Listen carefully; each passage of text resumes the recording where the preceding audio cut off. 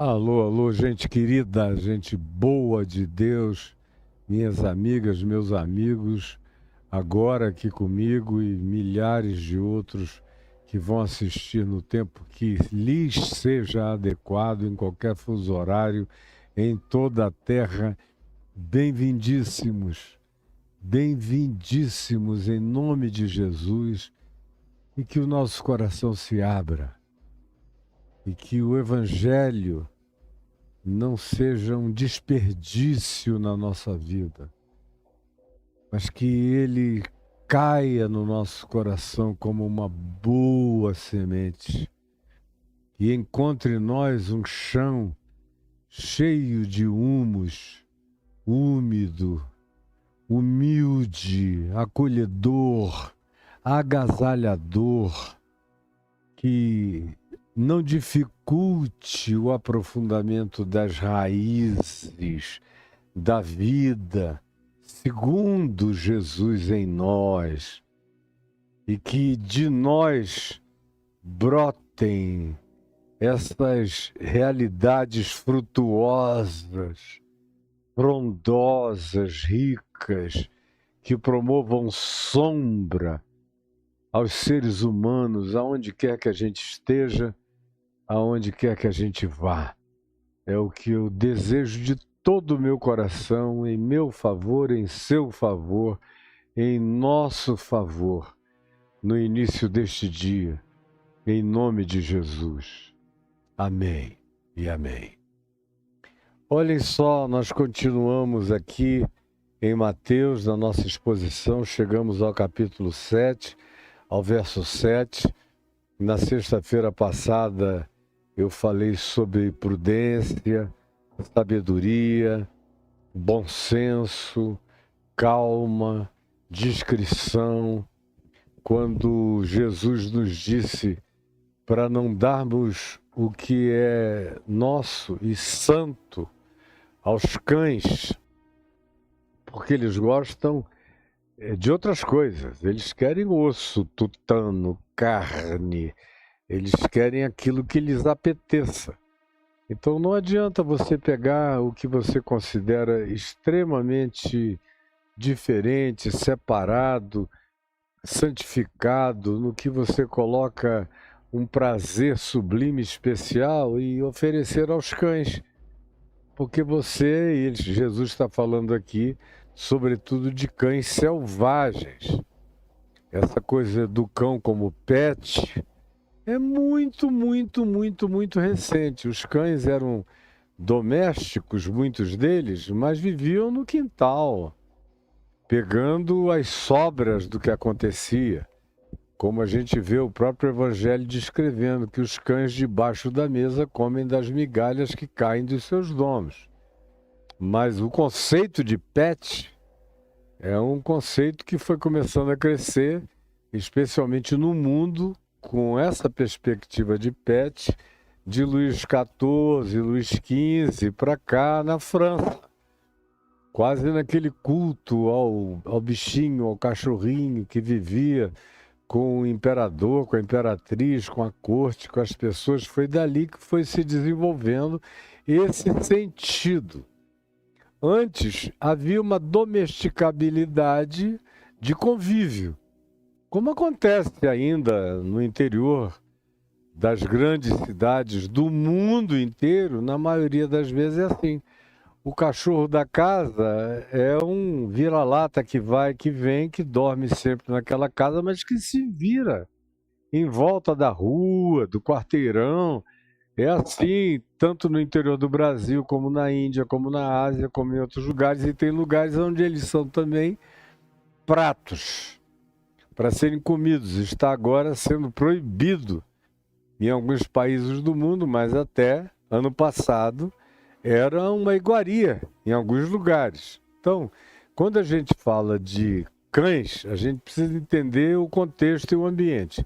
No primeiro século, nos dias de Jesus, o cão doméstico, e em Israel não havia necessariamente cães selvagens, você tinha que ter mais floresta, tinha que ter ambientes mais ermos, com maior oferta de caça para você ter o cão selvagem. Mas eles sabiam exatamente o significado de um cão selvagem e de um cão mais próximo do lar. Mas o que Jesus está falando aqui é aludindo à selvageria dos cães criados por si mesmos. Não adianta vocês pegarem o que é santo e dar a eles, porque eles querem é carne. Eles são carnívoros e eles estão acostumados a caçarem também e a serem predadores. Então não ofereçam, Jesus disse, o que é santo aos cães, porque eles vão desprezar. E nem peguem as pérolas de vocês e deem aos porcos, porque eles não estão interessados em pedrinhas preciosas. Eles querem babugem. Se você der pedrinhas bonitinhas, preciosas, eles estiverem com fome, eles são raivosos. Eu dei o exemplo dos porcos da minha terra, dos porcos do mato, que até os caçadores atiram no último, da última queixada, como se chama na minha terra o porco do mato, a última queixada que vai passando na floresta, num caminho de uma manada de queixada, você nunca atira no primeiro, porque elas podem se voltar e te devorar vivo.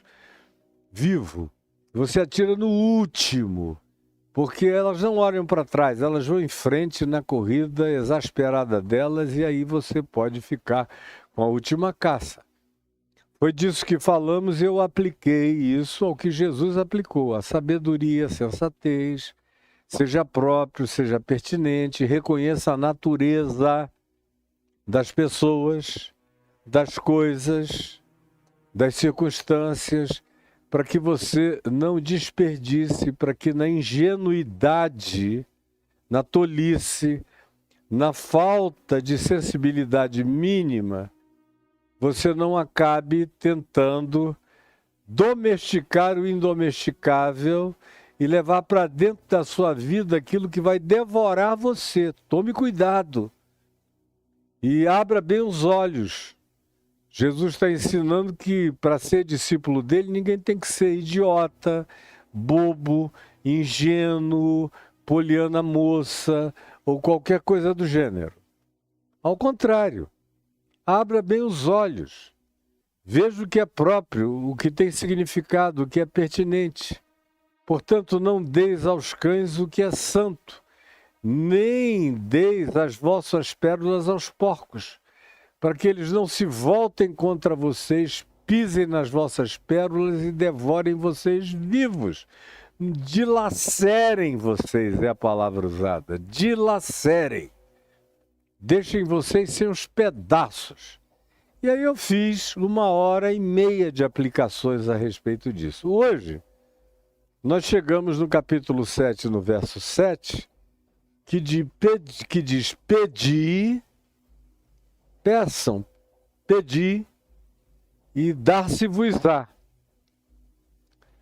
Porque a coisa mais patética que tem é você não ter coragem de pedir absolutamente nada e achar que as pessoas têm obrigação de adivinhar o que você quer, o que você pede.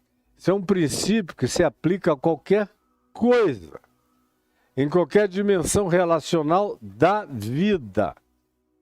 Não apenas com seres humanos, mas até com outras categorias de animais de mais sensibilidade, você pede para receber uma resposta.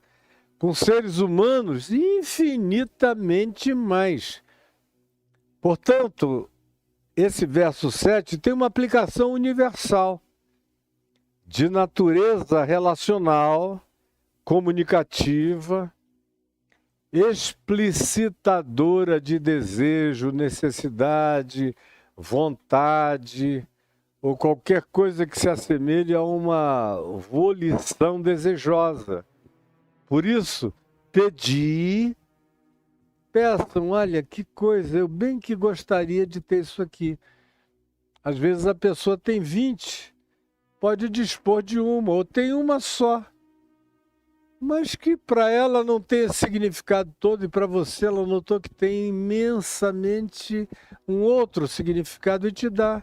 Ou quando tem algum grande significado para ela, mas ela tem um carinho muito grande por você e você disse, ai, que coisa linda, eu sempre quis ter um desse, e ela diz, pega, leva para você. Do contrário, é o velho ditado que nos diz, desde que eu era criança, que eu sei dele, que quem não chora não mama. E eu nasci chorão. Eu gritava tanto, gagá, gagá, que mobilizava até a vizinhança na minha cidade, em Manaus, lá em volta da minha casa. Tinha vizinho que corria de tudo que é lado, 4h30 da manhã, que era a hora que eu acordava desesperado pedindo gagá. Pedi e dar-se-vos-á. Buscai, que significa ter o interesse de alcançar, demonstrar o interesse de atingir, expressar a vontade de obter, carregar em si a volição explícita em relação a possuir. E é o que significa buscai e achareis. Você não vai achar deitado na cama. Você no máximo vai achar o travesseiro sobre o qual você já está deitado. O lençol no qual você esteve embrulhado e saiu do seu corpo. Fora isso, na sua cama, no ambiente da sua preguiça ou da sua acomodação, você não vai achar nada. Você que quer achar um emprego e não sai de casa, e não vai para a rua, e não bate em portas, e não dialoga com pessoas, e não pergunta quais sejam as necessidades delas, que eventualmente podem ser também as suas, e aí você encontra um match favorável e um empregador que pode ter em você um empregado, ou se não é um emprego que você vem a conseguir, mas quem busca encontra trabalho. Eu me lembro do meu filho Lucas, com 19 anos, depois de ter sido internado numa clínica aos 18, para parar com o uso de drogas químicas, nas quais ele tinha sido iniciado quando morava nos Estados Unidos com 16 anos na Flórida. E quando eu percebi o agravamento daquela situação e trazendo de volta para o Brasil, nós o internamos. E ele não discutiu o assunto. É óbvio que ele não queria ser internado, mas ele não discutiu o assunto e eu o levei. E não tinha dinheiro para interná-lo. Mas eu peguei tudo que eu podia ter, eu estava terminando uma casinha para morar nela, isso foi no ano 2000, e vendi a casinha, que estava quase acabada, pequena, era só para eu, ele e a minha filha Juliana morarmos. E eu vendi a casinha, era um pombal de beleza, de bom gosto, bonitinha, rústica, bem decorada. Vendi, peguei o dinheiro e investi naquela clínica que era a mais cara do Brasil, para ele ser tratado. Ele ficou 4 meses lá e, graças a Deus, saiu limpo. E quando saiu, ele me disse, pai, eu queria me testar a mim mesmo. E ele tinha 18 para 19 anos. E eu falei, como é esse teste que você quer fazer? Ele falou, eu queria voltar para a Califórnia, onde eu cresci, onde eu tive os melhores anos da minha vida, e eu queria voltar só para San Diego. Você permite? Eu falei, permito. Me deu aquela certeza que ou ele se desmamava naquela hora, ou ele poderia sofrer de alguma coisa mais profunda para sempre. Falei, permito. Com todas as implicações daquilo. com o fato dele ter acabado de sair de uma clínica de recuperação onde ele ficou 4 meses. Mas eu falei, ó, isso aqui é conversa de homem. Você se garante? Me garanto, pai. Eu falei, quanto você quer por mês para ficar lá? Eu sem dinheiro nenhum, mas ia me preparar para raspar o tacho para ele ir. Ele disse, não, não quero nada, senão não vai ser um teste. Eu preciso ir sem nada, eu só quero uma passagem de ida. E se você puder me dar $500 para a primeira semana, o resto é comigo. E se eu não conseguir um emprego, pai, pode ficar tranquilo, porque fome eu não vou passar, porque eu aprendi com você que quando a gente não tem emprego, trabalho, todavia, não falta. Então eu vou cortar grama, vou podar planta, vou entregar jornal, vou fazer qualquer negócio que eu sei que tem abundantemente para ser feito nos Estados Unidos e vou ter dinheiro suficiente para comer, para dormir e para beber. Mas necessidade eu não vou passar, fique certo disso. E ele foi. Ficou 1 ano lá. E voltou 1 ano depois sem que eu pressionasse para nada. Ele voltou quando ele desejou voltar. E mais do que trabalhar, ele já chegou, foi a um lugar, encontrou, impressionou, dialogou, foi extremamente amável, foi cavalheiro, foi interessante, ele era um garoto bonito e charmoso, se vestia bem, foi contratado numa galeria e fez um sucesso enorme na galeria, voltou 1 ano depois com saudade de saudade, com alegria de poder me dizer, pai, eu consegui prover para mim mesmo. Voltou para o Brasil e continua a trabalhar, nunca parou de trabalhar, nem de estudar, de fazer a sua faculdade, até partir para Jesus alguns anos depois. Então, quem busca, acha. Agora, quem não busca, vai ficar transferindo responsabilidade para terceiros ou vai esperar que alguém faça isso por ele. E se alguém não fizer isso por ele, por ela, de algum modo, mesmo fazendo, mesmo conseguindo, mesmo arranjando, tem gente que não serve nem para aquilo que lhes foi conseguido, dado e oferecido e colocado no rosto, porque não tem a disposição de um dia depois do outro perseguirem aquele objetivo. Tem gente que já quer começar assentado num lugar de trono de soberania, ao invés de se oferecer para a ralação, que é o que põe a gente no caminho das conquistas. Mas Jesus diz, buscai. Se não tiver esse interesse de buscar, de ir atrás, de levantar todo dia, de ver o horizonte, de ver oportunidades, de ver chances, de ver soluções, de se oferecer para as soluções, de se oferecer para as ajudas, não vai achar nada. Não vai achar nada, deixa eu te dizer. Uma quantidade enorme de gente aqui me assistindo que não vai achar nada porque não busca coisa nenhuma, nem se oferece para o que aparece. Portanto, já são entes a priori falidos nas suas iniciativas. Aí Jesus prossegue dizendo, batei, se referindo à porta. Não é na cara de ninguém. Batei. Bata, vá batendo de porta em porta, de casa em casa, de oportunidade em oportunidade. Não desista. Não tome nenhum não como resposta definitiva.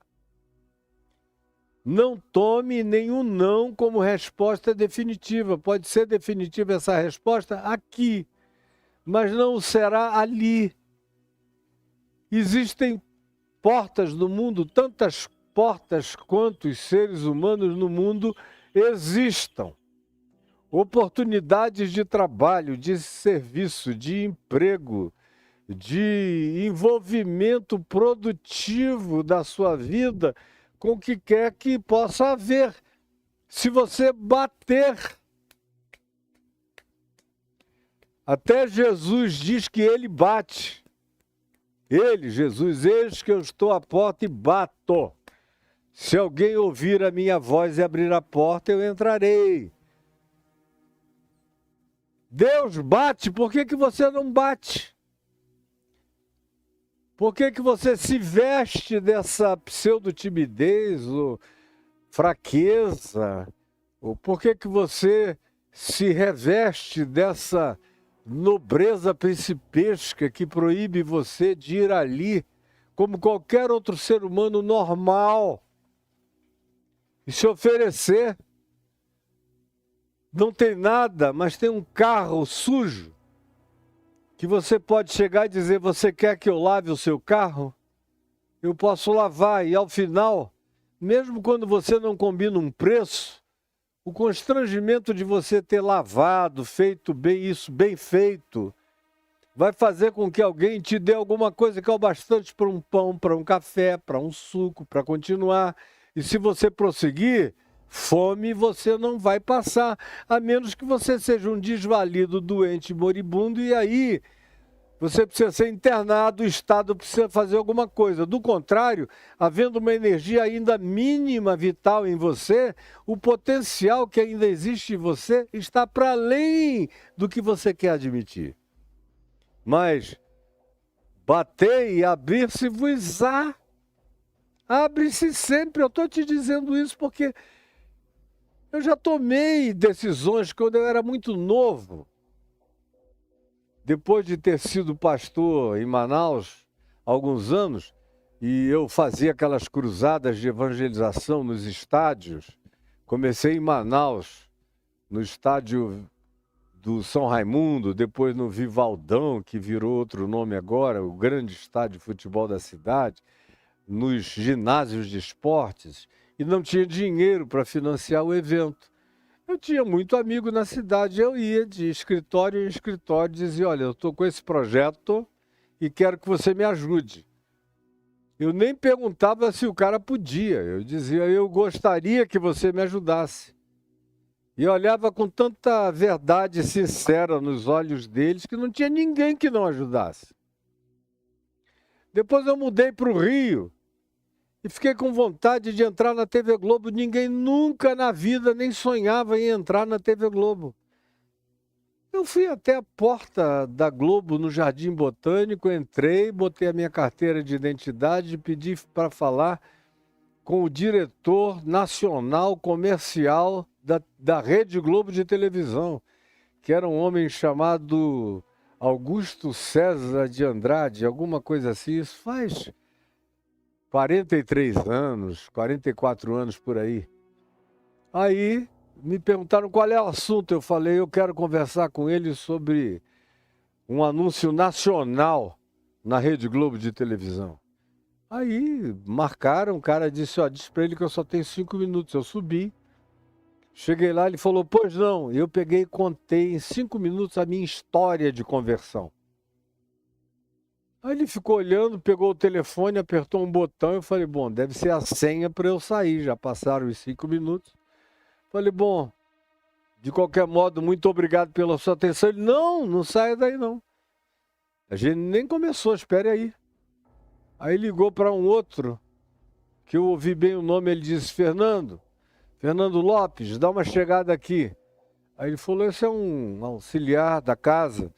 Ele é o diretor comercial de televisão Rio de Janeiro. Espere aí. Eu fiquei esperando, o rapaz chegou. Pois não, o que é? Ele falou: ouça a história desse moço. E eu tinha 26 anos. E aí eu contei de novo a história toda que eu tinha contado para o Augusto César de Andrade. E aí contei agora para o Fernando Lopes. E depois que eu contei, eles ficaram olhando: pô, que impressionante, cara. Que coisa mais forte e sincera. E aí ele disse: ele quer um horário aqui, quanto é que o senhor tem para pagar? Falei, nada, a diferença é essa, é que eu vim pedir para você me dar um horário. Falei, eu não posso te dar um horário, aqui é a Rede Globo de televisão, aqui até pensar custa dinheiro. Como é que eu vou te dar um horário? Falei, não, não é só me dar, eu quero um horário, quando terminar o jornal hoje eu quero entrar. Aí eles riram, falou, rapaz, você é um cara cheio de fé, mas um pouco folgado, né? Eu falei, não, eu só sou convicto. Aí, você não pode dar nada? Eu falei, talvez eu consiga, mas uma merreca, que não pode ter em consideração as tabelas de vocês, nem aquelas que vocês fazem para os atores da casa, que eu sei que é muito mais barato. Já me informei. Tem que ser uma merreca. Que eu vou sair daqui e vou arranjar uma merreca só para não chegar de mãos vazias. Mas eu quero sair com a promessa. Naquele tempo que apresentava o jornal hoje era Leda Nagli, que terminava dizendo até amanhã com certeza. E aí eu queria entrar depois do certeza dela. Quanto tempo o senhor quer mesmo? Eu falei, 1 minuto. Mas o que o senhor vai fazer com 1 minuto? Falei, perguntas, só perguntas. Conclusão, finalizando. Eu fui lá, bati e se abriu. E eu consegui que depois instalassem uma quantidade enorme de telefones receptivos. Eu já tinha tido essa experiência em Manaus, levei-a para o Rio. Falei com 3 ou 4 empresários da Donep, que estava começando. Eu fui um dos primeiros pregadores da nascente Adonep no Rio de Janeiro e no Brasil. E aí falei com o Custódio Rangel, com alguns que lá eram as pessoas que tinham dinheiro naquele tempo entre os cristãos. E aí eles ficaram tão impressionados que eu tivesse aberto a porta, que me deram valores para eu oferecer. Foi até mais do que eu pensei que ia levar. E comecei.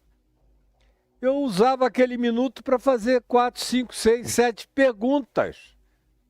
E deixava a pergunta no ar e dizia, se você quiser resposta, me ligue. E aí os telefones bombavam, milhares de telefonemas de todo lugar, de gente aflita, porque eu só fazia perguntas angustiosas, que suscitava questões aflitivas e respostas cheias de evangelho de boa nova. Porque eu sempre criei que aquele a que bate, abrir-se-lhe-á. Se bater, vai abrir. Você entendeu? Se bater, vai abrir. Agora, se você não bater, não vai acontecer absolutamente nada. Isso em termos gerais. Aí Jesus diz no verso 8, dá uma explicação. É um pois, um porquê, um portanto. A mesma coisa, pois todo o que pede, recebe. Como Jesus vem a contar mais adiante aqui em Mateus 18, naquela parábola da viúva impertinente, que passava necessidade e que só tinha um juiz na cidade e o cara era iníquo. Era um juiz perversissimo, que não temia a Deus, não estava nem aí para ninguém, nem para coisa alguma, nem para necessidade humana, não tinha um pingo de humanidade em si próprio. Mas ela tinha uma grande necessidade de uma causa que precisava ser julgada em favor dela. E ela ia todo dia perturbar o juiz, até que chegou um dia que o juiz falou para eu ficar livre dessa viúva chata. Eu vou logo deferir a questão dela, para ela não voltar mais aqui. Diz, tá bom, vai, é teu, leva. E deu ganho de causa para ela. E Jesus disse assim, vocês deveriam fazer no que diz respeito à intercessão, ao objetivo intercessório da oração em favor daquilo que vocês julgam de fato no fundo do coração, a causa justa, real, verdadeira. Não desistam de buscar, de bater, de pedir, porque Jesus justifica dizendo: todo que pede, recebe. Todo que pede, recebe. Meu Deus, eu já dei emprego para mais de 5.000 pessoas no curso da minha vida, já assinei carteiras aos milhares. E assinei carteiras de gente que eu queria que viesse trabalhar comigo, por causa da competência que eu tinha conhecido e reconhecido. E assinei a carteira de outros que chegaram e pediram, imploraram. E me provaram que precisavam. E eu os acolhi, porque eles pediram. Com a devida insistência e propriedade. Pois todo que pede, recebe. Todo que busca, acaba encontrando. Acaba encontrando. E eu já vi casos extraordinários de pessoas que buscaram, que se dedicaram a achar, que foram minuciosas, que foram persistentes, tenazes, perseverantes, constantes, que não desistiram. E tanto buscaram que encontraram aquilo que desejavam. Pois todo o que pede recebe, o que busca encontra, e a quem bate,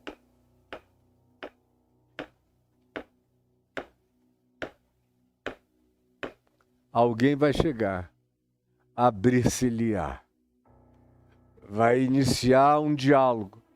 O que foi? Por que você está batendo? E já que a pessoa abriu, já é meio caminho andado uma vez que a porta está aberta. Para você que sabe se expressar, que tem a humildade, a inteligência, a sensatez, a sabedoria de se expressar, conseguir o que precisa. Se você tiver essa determinação, que não seja carregada de ufania e nem de mala educação. Se você for um ente de propriedade inteligente, de consciência, que tenha a educação da oportunidade para se relacionar, você vai conseguir. A porta vai se abrir. E aí, depois de oferecer esse princípio universal, que se aplica a qualquer coisa da vida, preste atenção, se aplica a qualquer coisa dessa existência. Jesus, então, traz isso e faz o aplicativo também vinculado à oração. No verso 9, e diz: ou qual dentre vós é o ser humano que, se porventura o filho, a filha, lhe pedir um pão, pai, eu queria esse pão, lhe dará uma pedra? Ó, essa pedra aqui está gostosa, chupa. Chupa essa pedra, meu filho, minha filhinha. Criança chorando. Como antes de eu me levantar para cá, estavam ali os meus netinhos caçulas, um deles tem 2 anos de idade. E aí eu perguntei a ele: você está comendo uma galinha, meu amorzinho? Aí ele falou: não, um franguinho, vovô. Mas antes disso ele estava pedindo, ele deu a chamadinha dele: eu quero, e serviram. Pois que a quem pede, recebe. Quem busca, encontre. A quem bate, abrir-se-lhe-á. E aí o que é que se deu a ele? Uma pedra? Não, ele queria comida. E Jesus disse: o qual de vós é o homem? E no texto de Mateus 11, de 9 a 13, Jesus ainda é mais explícito. Ele diz: ora, se vós que sois maus, sabeis dar boas dádivas aos vossos filhos, quanto mais o vosso Pai Celeste não dará boas coisas àqueles que lhe o pedirem. Aqui em Mateus, ele apenas diz: o qual dentre vós é o ser humano, ou o homem ou a mulher, que, se porventura o filho, a filha, lhe pedir um pão, vai lhe oferecer uma pedra? Chupa gostoso. Chupa, você vai ver que pedra é melhor do que pão. Chupa, garoto. Qual de vós? Por pior que seja. Só se for um diabo encarnado. Do contrário, não tendo um pão, vai chorar, vai correr atrás, vai buscar, vai fazer o que seja possível para alimentar a cria. E no caso aqui, Jesus está considerando uma existência de natureza normal, onde existe algum pão. E o filho chega e diz: pai, mãe, me dá um pedaço de pão? E Jesus diz: quem é? Só se for um diabo humano que, ao invés de dar o pão que exista, vai dar uma pedra para a criança chupar. Isso usando a natureza humana, as figuras parentais, o pai, a mãe, quem tem interesse instintual, natural pelo bem-estar do filho. Aí ele prossegue no verso 10 e diz: ou se lhe pedir um peixe, quem é que vai lhe dar uma cobra ao filho? O filho está pedindo uma sardinha, uma tilápia, e você chega com uma cascavel. Não, cascavel é gostoso. Chupa pela cabeça. Nem o diabo está fazendo isso. Embora haja seres humanos perversos que assim façam de outro modo com outras coisas. Até aí, nós estamos lidando com categorias universais, de um modo geral. O que acontece com esses princípios, quando são praticados positivamente, o que eles conseguem e aquilo que não se dará a quem esteja pedindo se houver minimamente uma natureza humana com resíduos de humanidade, por menores que sejam, ainda presentes na pessoa. Você vai alcançar o que você está buscando, pedindo, e pelo que você está batendo e insistindo que precisa. Aí o verso 11 também diz: ora, se vós que sois maus, porque todos nós, o melhor de nós, eu às vezes vejo uma gente que se enxerga pouco ainda, que só enxerga ainda da cara para fora, e que faz umas coisinhas boas aqui e ali na vida, que são aqueles que dizem: não, eu sou um homem bom porque eu nunca desejei o mal de ninguém. É o mínimo, né, cara? Você não desejar o mal de ninguém. Eu sou um cara bom porque eu nunca fiz mal a ninguém. É o mínimo, não é, meu irmão? É não fazer o mal para os outros. Agora, uma coisa é não desejar o mal, não fazer o mal, e outra coisa totalmente diferente que te muda de categoria na vida é aprender a fazer o bem. Não é apenas não fazer o mal. Não fazer o mal é pateticamente ridículo. Você não deve mesmo. E não tem que se jactar de não ser perverso, maldoso, maligno, maligno, conspirador. Você não está fazendo mais do que o seu dever mínimo. E se fizer o mal, tomara que vá preso para aprender. Mas até aí não te mudou de categoria, te colocou apenas no rol dos indiferentes de braços cruzados, achando que a indiferença é uma virtude. Como eu ouço para todo lado, e o cara se jacta, se arroga, se acha, se ensoberbece, dizendo: eu nunca pensei, desejei o mal para ele. Nunca tentei fazer o mal a ela. Eu sou um cara bom. Não se enxergou. Só olha da cara para fora com categorias de uma superficialidade chocantemente tosca. Porque não é isso que te caracteriza como ser humano bom. Isso ainda te caracteriza como um ser humano mau. Porque a indiferença, ou apenas dizer que não desejou e não fez o mal, não muda o seu status de inutilidade, de servo inútil, de quem senta em cima do tesouro e não faz nada com ele, não pratica o bem. Se eu sei que devo praticar o bem e não pratico, eu estou me tornando mal. Guarde isso. Se eu sei que devo fazer o bem e não faço, nisso eu estou pecando, nisso eu estou me tornando mal. Nessa omissão, ela tem o poder de me malignificar, de me tornar maligno. Portanto, se vós que sois maus, conclui Jesus no verso 11, sabeis dar boas dádivas. Até o Herodes, que matou filhos, matou a esposa que amava, Herodes o Grande, num cotidiano não paranoico, quando ele não estava atacado por um dos extremos paranoicos ou bipolares, ou no final da vida, da esquizofrenia atroz que tomou conta da mente dele, como tomou conta da mente de Saul, que chegou a tentar matar o próprio filho Jonatas com raiva.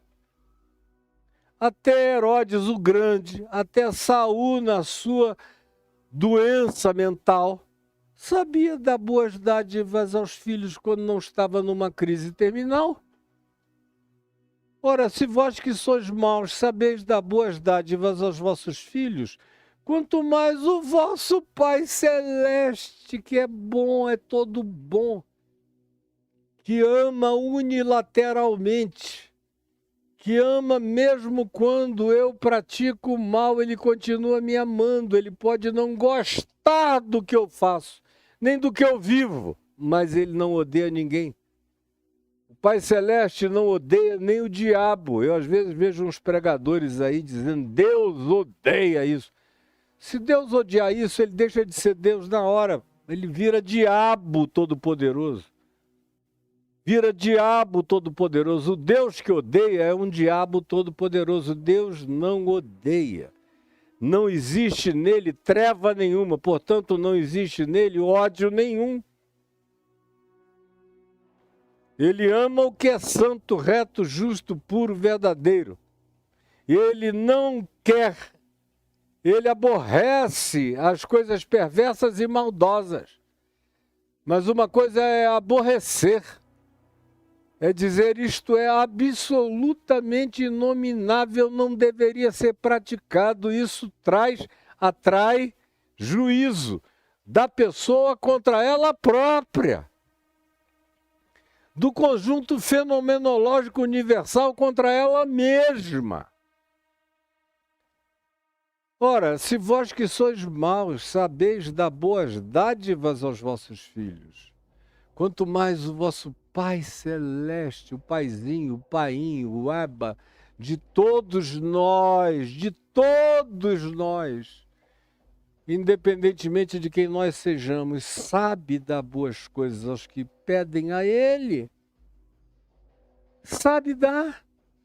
Como Jesus já tinha dito antes, vosso Pai Celeste é aquele que faz nascer o sol sobre maus e bons e vir chuvas sobre justos e injustos. E vai dizer depois, aqui no final do capítulo 7, ele vai voltar para esse tema. Vosso Pai Celeste faz vir chuvas sobre maus e bons, sobre justos e injustos. Faz o sol nascer sobre maus e sobre bons, sobre justos e sobre injustos. Essa é a natureza do Painho que está nos céus, cujo nome eu quero santificar, cujo reino eu quero que venha, cuja certeza de providência eu sei que eu tenho, porque o pão meu, o pão nosso, o pão da vida, ele me dá todo dia, e graça e misericórdia, e ainda me dá livramento para que eu não fique entregue ao poder arbitrário das tentações, da maldade, da perversidade. Ele me dá recursos para que eu tenha mecanismos de defesa do mal, como a gente aprendeu aqui na oração chamada do Pai Nosso. Ora, se vós que sois maus sabeis dar boas dádivas aos vossos filhos, você sabe dar boas dádivas aos seus filhos? Tem pai aqui que não sabe. Ele gera um filho numa mulher, 2 filhos, 3 filhos. Aí o casamento acaba. Aí ele se apaixona por alguém em algum outro lugar. Ele vai embora, nunca mais volta. Nunca mais volta. Essa é uma das coisas que me deixam mais tomados de ira na vida. Graças a Deus eu não levo essa ira para o travesseiro, nem para a cama. Nunca dormi uma noite sobre nenhuma ira na minha vida.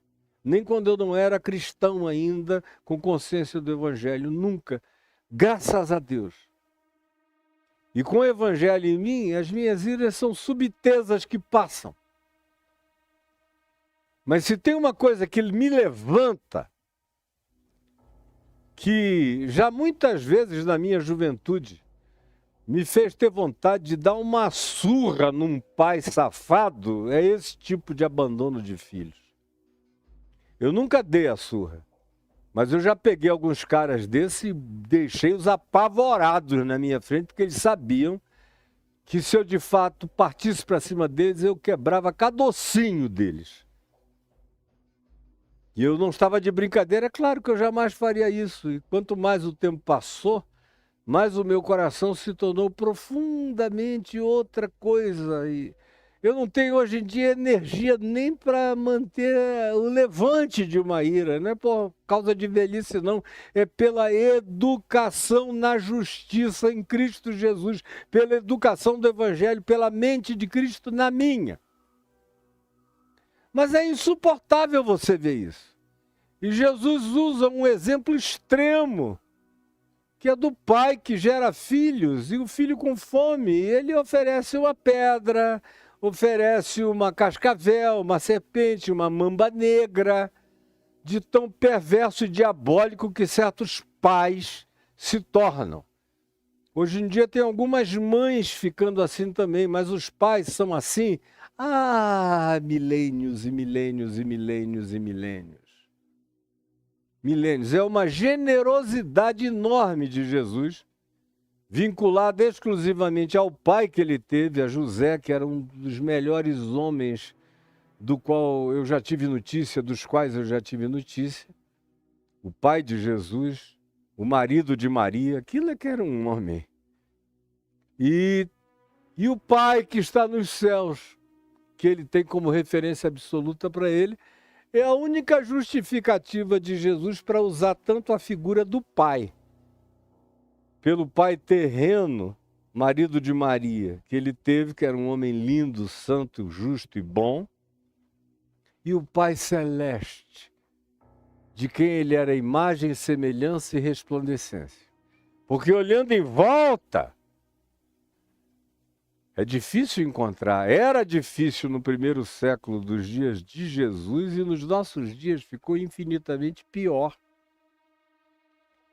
E ele diz isso: se vós que sois maus, até o pior de vocês considera não fazer tamanha maldade. Agora imaginem o Pai Celeste, se não vai ouvir. Está me ouvindo, ele me ouve. Aliás, Jesus disse... Primeiramente, deixa eu citar o irmão de Jesus, o apóstolo Tiago, que disse: nada tendes, porque nada pedis. E quando pedis, pedis mal, para esbanjardes nos vossos caprichos, hedonismos, prazeres, teologia da prosperidade, carros milionários, casas, bens, propriedades, de acordo com o evangelho dos coaches de vocês. Pedis mal. Então o que vocês conseguirem, vão conseguir por outros meios, mas não é o Pai Celeste que vai lhes dar. Vocês estão conseguindo muitas coisas, saibam que é um outro pai, é o pai da mentira, é o pai do engano, é o pai dos favorecimentos ilícitos, é o pai de todo aquele que se curva, que diz que os fins justificam os meios e que usa de todas as trapaças, de todas as maldades e de todos os interesses espúrios para atingir o que deseja. É esse pai homicida, pai mentiroso, pai diabólico, pai satânico, é que está te dando o que você tem. O Pai Celeste te ama o bastante para não te dar o que te mata. Embora, preste atenção, embora a gente leia no Salmo, um salmo que eu acho extraordinário, dizendo que Israel no deserto pediu, encheu a paciência divina. Pediram obstinadamente o que não deviam, o que não precisavam. E aí o texto diz que, como juízo divino, Deus lhes atendeu o pedido. Deu-lhes o que pediam, mas fez definhar-lhes a alma. Preste atenção nisso. Deu-lhes o que pediam, mas fez definhar-lhes a alma. Vou repetir mais uma vez para você. Deu-lhes o que pediam, mas fez definhar-lhes a alma. Então, quando eu peço o que é mal, insisto, e me torno obcecado e recebo alguma coisa, ou é o diabo me dando, ou é Deus fazendo uma permissão, dizendo é isso que você quer, então é isso que você terá. Agora, tua alma vai secar, teu ser vai acabar, você vai mergulhar na extinção daquilo que era bom dentro de ti e vai mirrar eternamente. Aí o verso 12, que é a chave para a compreensão disso tudo aqui, a chave para a compreensão, preste atenção, o verso 12 é a chave para a compreensão do que nós temos dito até aqui. Olha o que diz o verso 12.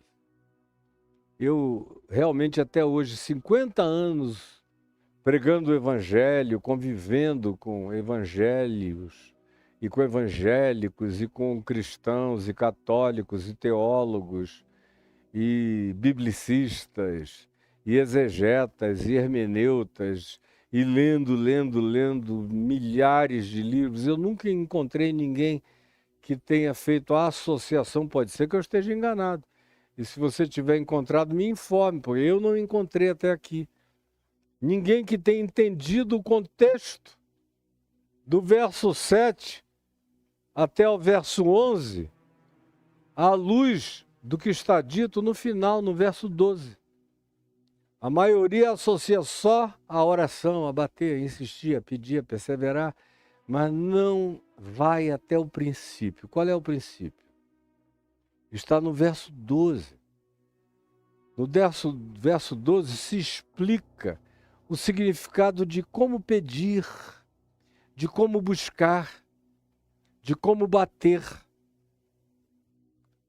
Me explica o significado do que não pedir, do que não buscar, do que não bater.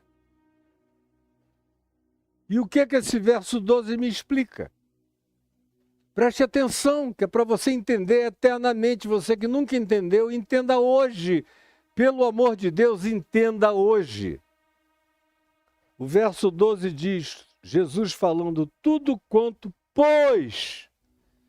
Esse pois é evocativo, como eu lembro vocês todo dia, pois, porque, portanto, tem uma relação de causa e efeito, evoca o contexto antecedente, o que acabou de ser dito por mim até aqui, quando, tudo quanto pois. Portanto, por causa do que eu disse, quereis que os homens vos façam.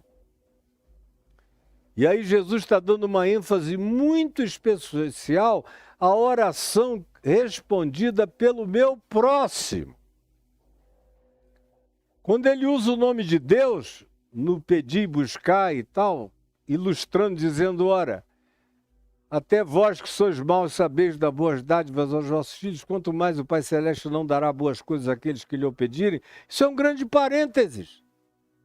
Me estimulando a contar com um mínimo de bondade no coração humano, tanto quanto eu conto com o máximo de graça e de bondade no coração divino.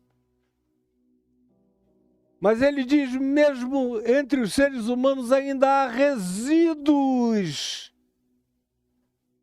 Tem a ver com sua atitude, seu approach, Seu senso de oportunidade, não de oportunismo, de oportunidade. O oportunista não é um cara sincero.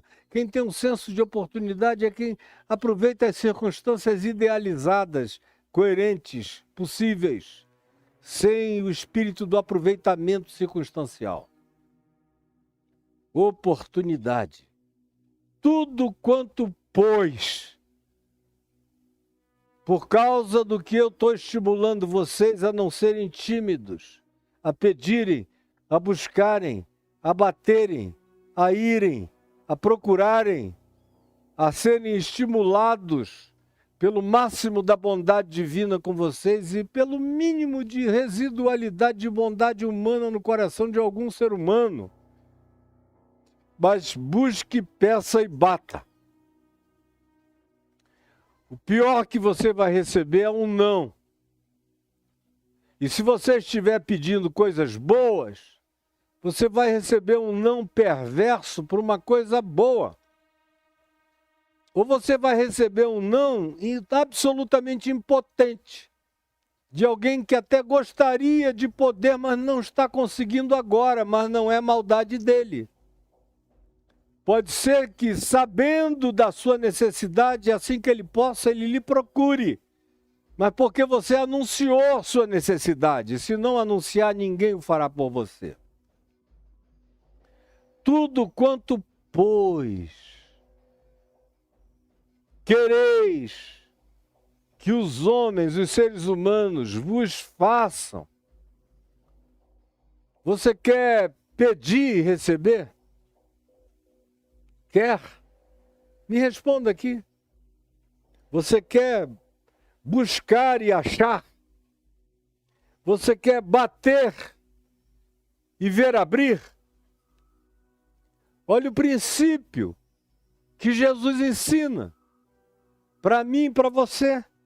O princípio é esse: tudo quanto, pois, se vocês querem pedir e receber, buscar e achar, bater e abrir, o princípio é esse. Pratiquem, se tornem Deus na vida. Ele aludiu à bondade de Deus a um filho que, pedindo um pão, não recebe uma pedra, pedindo um peixe, não recebe uma cobra. Ele está aludindo ao fato de que aquele que pede, aquele que busca, aquele que bate, deve ter no coração o espírito da bondade do Pai que está nos céus. Deve ter no coração para pedir, para buscar, para bater, o Espírito do Pai que está nos céus, a mesma atitude, a mesma bondade, a mesma graça, a mesma determinação de, ao seu modo, ao seu turno, dentro das suas possibilidades, dentro das suas capacidades, dentro do alcance da sua mão, no âmbito das suas chances de realizar coisas, deve viver na prática do bem, mesmo quando esteja carente, necessitado, pedindo, buscando, batendo. Não é porque você está carente, não é porque você não tem, não é porque você não encontrou, não é porque você não achou, que você tem nisso um pretexto para se tornar amargo, perverso, mal-humorado, zangado, irado, como tem gente que você não ajuda porque já está na cara que você vai contratar um problemão. Tem gente que não sabe nem pedir. E quando você começa a dizer, olha, no momento, meu Deus, se você disser, olha, no momento, sem nem ter completado a frase ainda, o cara, eu sabia que já te xinga, te manda para algum lugar e vai embora. Não vai receber nada. Nunca. Ou quantas pessoas que já vieram me pedir oportunidades, eu começo a dizer, olha, no momento, eu não tenho o que você está me pedindo, mas eu iria completar o que você está me pedindo, mas eventualmente eu tenho uma outra coisa que possa lhe ajudar, mas a pessoa já fecha a cara, vira de costa, nem agradece, não quer nem saber, perde uma oportunidade por causa do espírito irado, zangado, amargurado, autovitimado, que acha que o mundo deve alguma coisa a ele e que ele não deve nada a ninguém, nem coisa alguma. Esse aí é aquele que é melhor cavar uma sepultura, pular dentro e se cobrir de terra, porque a vida não vai trazer benefício nenhum para essa pessoa. Não vai, entendeu? Não vai. Se você é assim, já era, cara. Você já nasceu totalmente indisponível para o bem, incompatibilizado com a graça e inimizado de toda oportunidade por causa da podridão do teu orgulho, do teu mau humor, da tua vaidade, da tua autovitimização, do ser horrível no qual você está se tornando. Então, até para pedir, para buscar, para bater, para receber, para obter, eu preciso carregar bondade dentro de mim. Como se eu fosse Deus. Como se eu tivesse o poder de socorrer. Mesmo que quem esteja precisando de socorro sou eu. Eu tenho que ser um necessitado com a atitude de quem, se pudesse, socorreria todo mundo. Eu tenho que aprender a ser alguém que pede com a atitude daquele que, entendo, ajuda a todos que possa ajudar. Eu tenho que ter a atitude daquele que, em batendo, carregue o mesmo espírito daquele que, quando ouve a porta dele próprio bater, abre com o melhor olhar para ver se existe algum modo de ajudar, de servir, de acolher, de hospedar, de criar alguma possibilidade vantajosa ou acolhedora para a vida de quem esteja genuinamente necessitado. Esse é o Espírito, é por isso que Jesus evoca a imagem de Deus, que é bom, que é Pai. Mesmo vocês sendo maus, pensem no que é bom para praticarem o que é bom, mesmo estando carentes, pedindo e buscando. Pois tudo quanto, pois, quereis que os seres humanos vos façam, você pediu e quer, você buscou e pretende achar, você bateu e quer que se abra, é isso que você está querendo? Tudo quanto, pois, quereis que os seres humanos vos façam, assim fazei-o vós também a eles. Assim fazei-o vós também a eles. É aquele cara que chega aqui e me pede alguma coisa, eu digo, olha, eu realmente queria muito poder estar te ajudando, muito, muito, muito. Hoje eu não estou em condições, não sei quando eu vou poder, mas escuta, você quer entrar? A minha grama está precisando de uma podada, você quer podar? Eu tenho equipamento, tenho tudo aqui. O cara diz, é claro que eu quero. Aí ele poda a tua grama.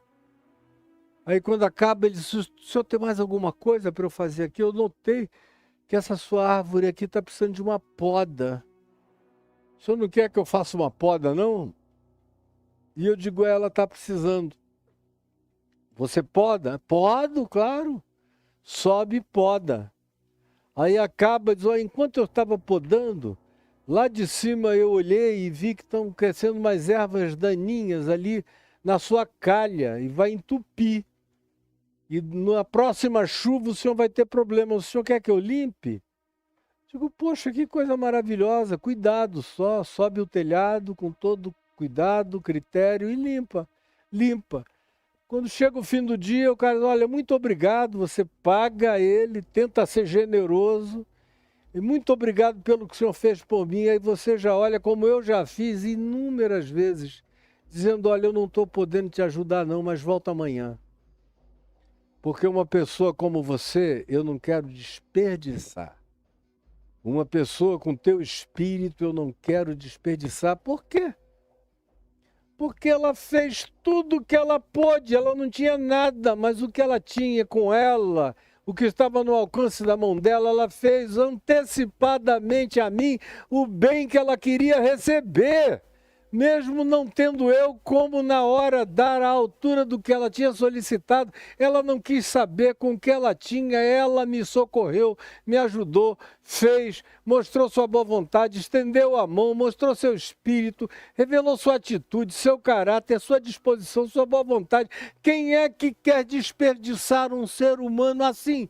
Quem? Portanto, o princípio é esse. Tudo quanto, pois, tudo quanto, portanto, vocês pedem, vocês buscam, vocês batem para encontrar, façam com o melhor espírito, com o espírito do Pai Celeste, que faz o melhor e não oferece o pior. Mesmo os seres humanos, que são maus, sabem fazer coisas boas aos filhos.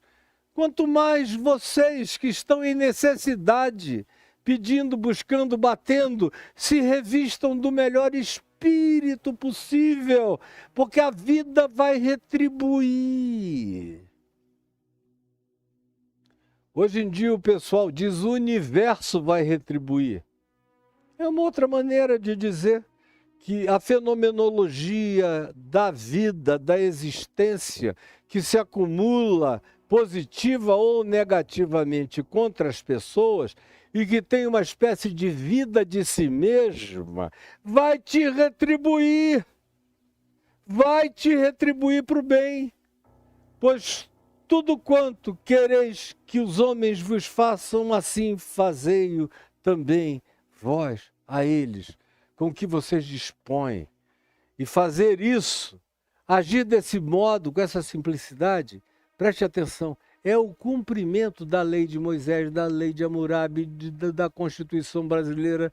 Quem tem esse espírito não transgride em nada, não ofende ninguém, não pisa no pé de ninguém, passa pela vida do modo mais leve, construtivo e positivo possível e atrativo. É um sedutor do mundo invisível, com a bondade expressa daquilo que ele alcança, pode e consegue realizar na vida. A esse, as coisas que ele pede acontecem. A esse, as coisas que ele busca são achadas. A esse, as coisas em relação às quais ele insiste e bate, abrir-se-lhão, porque ele está carregando a fé de que existe bondade ainda presente no mundo, apesar de todas as maldades. Ele olha positivamente para a existência, com fé, e ele próprio pratica no âmbito do alcance do que ele pode, toda a bondade que ele consegue. Por isso ele se torna tão desejável, tão não desperdiçável, tão não expendable, uma pessoa completamente necessária. Até quando você não tem, você vai fazendo tudo que você tem, vai trocando a presença dele por comida, por bebida, por pão, até você poder e até você tê-lo para você, com você. Esse é um espírito que agrada a Deus, tanto é que Jesus diz, pois esta é a lei e os profetas. Se alguém quiser agradar a Deus, viva com essa atitude, viva com esse espírito, seja essa pessoa. E você vai agradar aos céus, você vai agradar a anjos, você vai agradar aos fenômenos universais, você vai agradar ao Pai que está nos céus, você vai agradar a pessoa ou as pessoas com as quais você esteja buscando uma relação de favorecimento imediato, porque uma pessoa assim se torna absolutamente imprescindível. Tudo quanto, pois, quereis que os homens vos façam, que os outros vos façam, antecipem-se, e façam isto vocês a eles. E saibam que fazendo assim, vocês estão praticando a obediência ao Evangelho simples. O Evangelho é isso.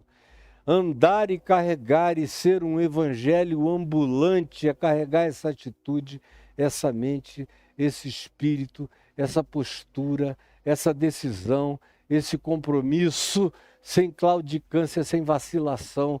Isso tem que estar presente em ti. E aí a existência te favorecerá. Mas se isso não estiver presente em você, não adianta. Você pode ser linda, gostosa, lindo, charmoso, bonito, preguiçoso, preguiçosa, acomodado, acomodada. Vai morrer na miséria, na dificuldade, na carência. Enquanto você é novinho, ainda tem gente que vai te dando uma força. Depois que você atinge uma certa idade, ninguém quer mais botar a mão em ti. Porque se você chegou até aquela idade desse jeito, absolutamente indolente, imprestável, a palavra, infelizmente, é imprestável. E fica batendo, buscando e pedindo, e querendo que o mundo inteiro se sinta endividado e acha que é um grande privilégio te servir. Desculpa eu te dizer, mas você está danado, minha filha, vocês estão danados. Porque para conseguir, eu tenho que antes ter essa proposta, esse princípio dentro de mim. E o princípio é esse: tudo quanto, pois, é desejo de vocês, é busca de vocês, é obstinação de favorecimento que vocês acham que será útil à existência de vocês e que vocês estão na intenção do alcance. Enquanto estejam nisso, não esqueçam de ser bons. Não esqueçam de fazer o que vocês possam, até para aquele que é mais poderoso que você, até para aquele que pode te dar, que pode te oferecer, que pode te abrir a porta. Chegue não como um servo inútil, fazendo apenas aquilo que seja o seu job description. Apenas o que mandam você fazer, faça mais. Faça mais! E você vai se tornar indispensável. Não só à vida imediata que te percebeu, mas você vai ser indispensável à existência. É assim que a gente se torna indispensável à existência. O Evangelho é também ensino de como a gente se torna indispensável à existência. Deixa eu repetir isso para você. O Evangelho é também um ensino de como nós podemos nos tornar indispensáveis à existência. Tudo quanto, pois, quereis que os homens, as mulheres, os seres humanos vos façam, assim fazei-o vós, com o que tendes na mão, com o que conseguis, com o que podeis, com o que alcançais, fazei-o vós a eles. Tragam o melhor de vocês e vocês vão levar o que não estavam nem esperando. Mas quando pedirem, quando buscarem, quando baterem, façam isso dispostos a se oferecerem, dando muito mais do que estão pedindo, trazendo muito mais do que estão buscando, e com uma disposição muito maior do que aquilo que estão pretendendo. E aí vocês vão se tornar indispensáveis. E vocês vão se tornar sedutores de anjos, de fenômenos, vão se tornar cumpridores da lei do amor na vida, que torna vocês indispensáveis, e vocês se tornarão a cara do vosso Pai Celeste. Quando você chegar, quem olhar para você e dizer: esse cara, eu não sei nem com quem que ele parece, mas ele parece Deus. E aí esse tipo de gente se torna indispensável à existência. Senhor Jesus, eu quero te pedir que essa palavra singela, simples, porém profunda, revolucionária, que não tem preço, que coach nenhum ensina porque não pratica, nem tem coragem de praticar. Porque é preciso ter coragem para viver isso quando não se tem nada. E ser assim quando se falta tudo. Quando se tem falta de tudo. Por favor, que essa palavra tenha criado raízes, como eu te pedi, te implorei no início dessa fala. para que ela dê o fruto próprio, pertinente, fruto de graça, de prosperidade, de saúde, de bem-estar, de vida, de sossego, de serenidade para si e para os outros. É o que eu te imploro, que tua graça e sabedoria e poder para viver tenham animado a vida e o entendimento e a compreensão de dezenas e centenas de pessoas. É o que eu te imploro agora, em nome de Jesus. Amém e amém.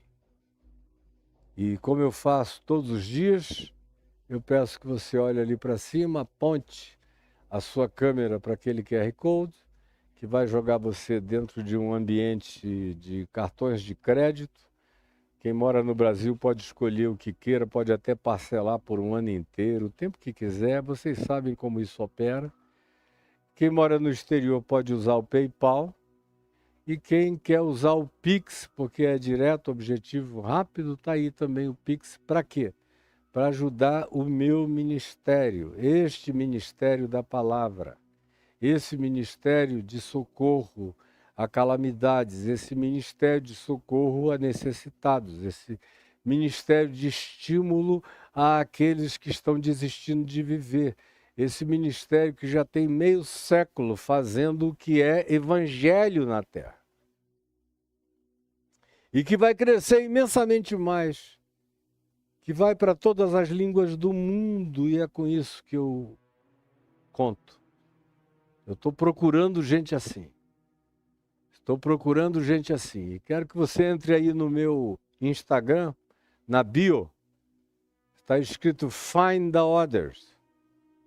Find, ache os outros. Está aí na minha bio. Você clica e acessa, se torna membro. É o lugar onde eu falo coisas que eu não digo nos meus stories, nem nos reels, nem nos feeds, nem em lugar nenhum, em plataforma nenhuma. Eu só digo ali no Find the Others. É um lugar íntimo. Assim como no meu WhatsApp íntimo, canal de WhatsApp íntimo, onde você pode se inscrever também. Faça isso já, faça isso agora, faça isso hoje. Isso tem a ver com o sustento do meu ministério. E é um privilégio que eu estou dando a você participar, sem barganha nenhuma a te oferecer. Toma lá da cá, aqui não.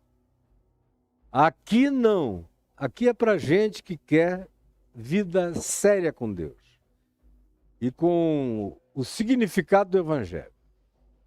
Agora, tem um segundo Pix que aparece aí, que carrega meu nome e o nome da minha mulher, que só está aí porque alguns amigos pediram para eu colocar aí, porque tem gente que diz, eu gostaria de, quando eu posso, mandar uma oferta pessoal, particular, está aí para quem quiser. É o mesmo espírito, não tem nenhuma barganha a oferecer. Não tem precificação de nenhuma natureza e eu não tenho troca nenhuma a propor.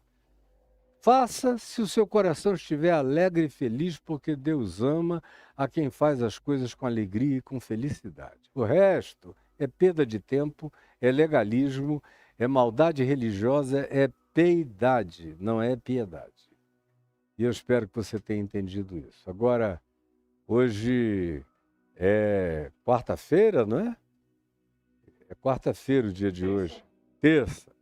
É isso mesmo, eu fiquei meio confundido, porque ontem é isso mesmo.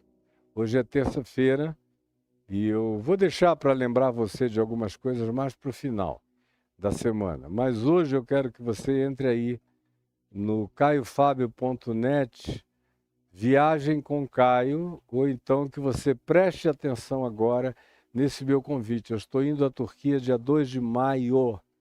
Não perca tempo, ainda dá tempo de você vir. Eu gostaria de, assim como a gente estava já com 2 ônibus fechados para irmos a Israel quando estourou a guerra e eu adiei sine die e coloquei no lugar a viagem para a Turquia, muita gente que estava indo a Israel comigo já mudou para a Turquia. É uma viagem diferente essa para a Turquia. É para o mundo antes do dilúvio de Noé, uma viagem que os arqueólogos cristãos ou os que levam pessoas para lugares ou supostas terras bíblicas, nunca te convidaram para fazer essa viagem, nem convidarão, porque para eles o mundo começou. Deus criou o ser humano há 6.000 anos atrás, como é que eles vão querer visitar ruínas de 12.000 anos? De 15.000 anos, de seres humanos e civilizações avançadíssimas e desenvolvidíssimas. Tem arqueólogos por aí que só fazem arqueologia de até 6.000 anos atrás. Porque eles são presos a doutrinas que definem até onde eles podem ir. Ontem eu estava vendo um especialista em cultura bíblica dizer que o vinho que Jesus transformou em Caná da Galileia não tinha álcool. Aí alguém disse, mas como? Aí ele falou, mas a explicação é óbvia. O pessoal já tinha bebido vinho, não é? O vinho já tinha acabado, não é? Pediram a Jesus para transformar água em vinho, não foi? Foi. Então o que ele fez? Ele botou água, deu uma tintura para ficar com cara de vinho e serviu uma água sem álcool para o pessoal, para ninguém ficar embriagado. Porque Jesus é contra a embriaguez. Cara, me deu vontade de sair correndo de vergonha. Vergonha. Quando a gente lê aqui em 1 Coríntios, no capítulo 11, Paulo falando da ceia do Senhor. Da ceia do Senhor, da festa do ágape. Dizendo que na festa do ágape dos Coríntios, está aqui em 1 Coríntios, no capítulo 11, havia quem passasse fome, ao passo que havia quem se embriagasse na ceia. Por quê? Porque não era suquita, era... A antiguidade não conhecia suquinhozinho, sem álcool. Sem falar no fato de que eles bebiam mais cerveja do que água, porque nem toda a água era potável, a cerveja era mais saudável e o vinho infinitamente mais. É por isso que Paulo diz a Timóteo, não bebas só água, porque às vezes eles bebiam água não potável nas estradas. Paulo diz a Timóteo, leva contigo vinho, para que tu tomes um pouco de vinho por causa do teu estômago, do teu trato intestinal que anda sofrível. Pelo amor de Deus, aí vocês ficam viajando com quem não fala a verdade nem pode dizer, porque está proibido pelo dogma. Comigo não tem dogma, o único dogma é amar a Deus sobre todas as coisas, ao próximo como a si mesmo, e amai-vos uns aos outros como eu vos amei. O dogma é tudo quanto, pois, quereis que os homens vos façam, fazei vós a eles, porque este é o cumprimento de toda a palavra de Deus. Esses são os meus únicos dogmas. Aí eu não tenho medo de levar você para terras pré-diluvianas, para civilizações anteriores, muito anteriores à suposta criação do homem há 6.000 anos atrás, que é uma brincadeira de jardim da infância. Então, se você quiser coisa séria, olha o anúncio.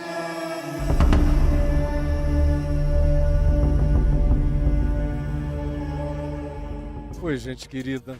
É um convite para você viajar comigo num momento super íntimo.